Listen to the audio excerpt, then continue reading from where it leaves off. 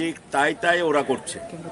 CPM আগে করতো, এখন বিজেপির ওরা করে, ডিফারেন্স নেই, একরকমই আছে। তারাই সব সেইভাবেই চলছে।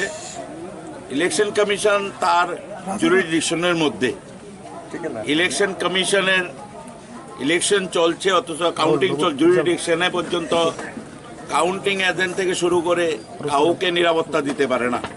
নির্বাচনের দিন ভোটারদের নিরাপত্তা দিতে পারেনি, ভোটের লুট করেছে। আজকেও কাউন্টিং এজেন্টদের ন্যূনতম নিরাপত্তা নেই। এই রাজ্যে সাধারণ মানুষের কি নিরাপত্তা থাকবে? এগুলো 25 বছর আমরা দেখেছি, অনেক দেখেছি, দেখতে দেখতে এই জায়গায় এসেছি।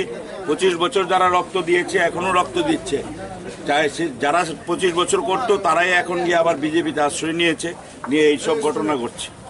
সুতরাং এগুলো গণতন্ত্রে এইগুলো ভালো না, এগুলো চায় না। এই রাজ্যের মানুষ শান্তি চায়, শান্তির জন্যই লড়াই করেছে, পরিবর্তন এসেছে। এইগুলো গুন্ডাগিরি করার জন্য, মারধর করার জন্য কিন্তু মানুষ পরিবর্তন করেনি। আমরা এটা তীব্র ধিক্কার এবং নিন্দা জানাচ্ছি।